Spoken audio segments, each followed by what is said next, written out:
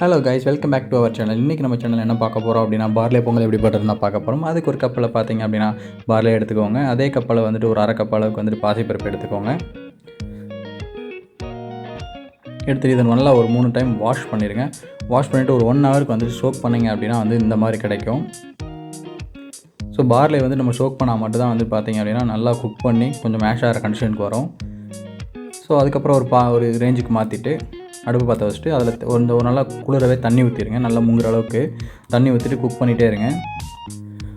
நல்லா மேஷ் ஆகிற அளவுக்கு குக் பண்ணுங்கள். பார்லே வந்து நல்லா குக் ஆகிற அளவுக்கு நல்லா குக் பண்ணுங்கள்.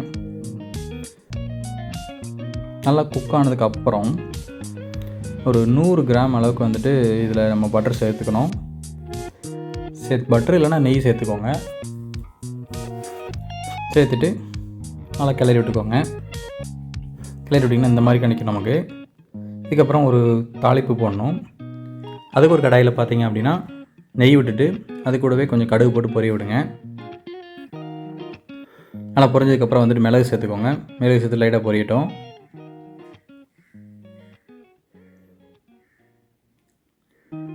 இப்போ இது கூட கொஞ்சம் ஜீரகம் சேர்த்துக்கோங்க. சேர்த்து நல்லா கொஞ்சம் லைட்டாக பொரியட்டும். நல்லா பொரிஞ்சு வந்ததுக்கப்புறம் முந்திரி பருப்பு சேர்த்துக்கோங்க. சேர்த்து நல்லா கிளறி விடுங்க.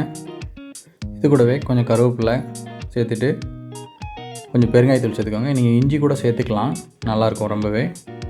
சேர்த்துட்டு நம்ம வேக வச்சுருக்க பார்லே கூட சேர்த்துருங்க. சேர்த்துட்டு நல்லா மிக்ஸ் பண்ணி விடுங்க. தேவையான அளவு உப்பு செக் பண்ணிக்கோங்க. இந்த கன்சிஸ்டன்சியில் மட்டும் எப்போவுமே உப்பு போட்டு செக் பண்ணிக்கோங்க. இதுக்கு முன்னாடி எப்பயும் போட வேண்டாம். இந்த மாதிரி நல்லா மிக்ஸ் பண்ணிங்க அப்படின்னா ஒரு சூப்பரான ஹெல்த்தியான பார்லே பொங்கல் ரெடி ஆகிடும். நீங்களும் ட்ரை பண்ணி பாருங்கள். ட்ரை பண்ணி பார்த்துட்டு எப்படி இருக்குன்னு சொல்லிட்டு கமெண்ட் பாக்ஸில் கமெண்ட் பண்ணுங்கள். இந்த வீடியோ உங்களுக்கு பிடிச்சிருந்துச்சுன்னா லைக் பண்ணுங்கள், ஷேர் பண்ணுங்கள் அண்ட் சப்ஸ்கிரைப் பண்ணுங்கள் கைஸ்.